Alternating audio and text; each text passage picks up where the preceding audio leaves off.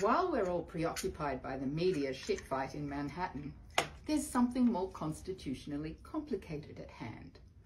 Do you all know about Charles and Camilla's alleged 57-year-old love child? So, as you can see, I've given up trying not to post about the royals because currently the British monarchy is providing a blooming microcosm of the 21st century global dissolution of imperial power as its systems overload and malfunction one after another. I had entirely forgotten about this story, which is not new, but is blown up again because the Archbishop of Canterbury accidentally spilled the tea. So there's this guy in Queensland, Australia, who's claimed all his life that he's the child of a teenage pregnancy between Charles and Camilla back in 1966, 4 years before official accounts say the King and Queen first met, around 1970, when Charles was 21 and Camilla 22. Now, this guy might sound completely wacko, but wait for the detail.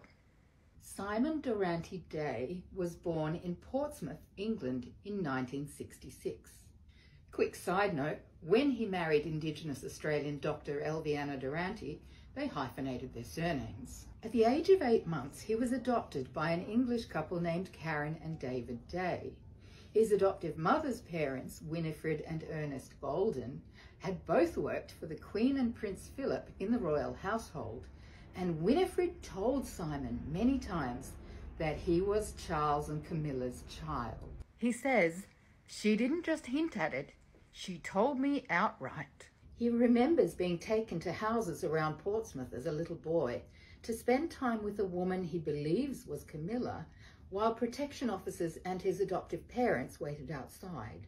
Later in his life, Simon Charles Day, it was a condition of his adoption that he keep the names he came with, went searching for the parents listed on his birth certificate, but as far as he can tell, their names are entirely fictitious. Likewise, a historian told him that the hospital where, according to his birth certificate, Durante Day was born, didn't deliver a single baby during the relevant decade. Obsessed by the need to know and to be acknowledged, Durante Day has done years of research.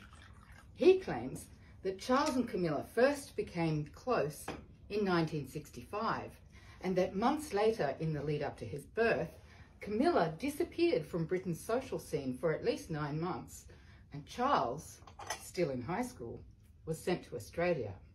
For years now, Durante Day has been fighting through the Australian family court to have King Charles and Queen Camilla compelled to submit to DNA testing. So what does the Archbishop of Canterbury have to do with all of this? Well, he let slip in a recent Netflix documentary that when Camilla came to seek his blessing for her marriage to Charles, she told him that their relationship went way back to their teens. I wonder if for a moment she was remembering those months in 1965-66 that seemed to be missing from the photographic record of her life. Now, what interests me in all of this is not the scandal itself, but the constitutional and public relations issues. It was clever of the Day family to relocate to Australia when no other royal was likely to take an interest in grooming the lad for a possible future with the firm. As a result, Durante Day is hardly the ideal pretender. On the one hand, he claims to want nothing more than acknowledgement, while on the other, he seems ambitious but entirely unschooled in the venerable traditions for what an illegitimate royal might expect or be entitled to. Durante Day has been quoted as saying he's the rightful heir to the throne, but even if he is Charles and Camilla's firstborn, that's not true. There are laws defining the right of succession. Illegitimate offspring of the monarch are not eligible to inherit the throne. And even when they are legitimised by their parents' subsequent marriage, they're still not eligible for the throne. Unless, of course, some feuding branch of the monarchy were to point out that it's now widely agreed that the legitimacy of a person based on the marriage of their parents is an outdated, unjust and harmful notion, and that acknowledging all royal offspring is a matter of justice, of modern ethics and royal transparency, and that perhaps the people should choose among the... No. That would be crazy. But what Harry could do, if he's serious about reforming the British monarchy, is to force it to acknowledge its own self-preserving double standards by simply amplifying the call for this man to get the DNA tests he's demanding, and, if he should prove to be a legitimised son of the monarch, to be given not the throne, but an appropriate title and compensation. Durante Day has extended his request for DNA testing to William and Harry, probably on the grounds that he's got a better chance of success, because really, what has Harry got to lose? He's confident the rumours about his own paternity are pure nonsense, so comparing Harry and Simon's DNA would be an excellent first step to resolving Simon's claim. And really, if anyone could be deputised to arrange the appropriate education and training for a newly legitimised British royal raised in exile, I'd like it to be Harry. Because right now everyone inside the royal Batcave is struggling with a problem they can't discuss: relevance. The Princess Royal deflected the question in a recent interview, repeating the standard claim that the monarchy, together with the Constitution, provides a degree of stability, long-term stability, that's actually quite hard to come by any other way. This is true up to a point, but we seem to have reached that point, and the provision is reversing. The long-term stability of the monarchy is now under threat due to chronic and worsening political instability in the United Kingdom.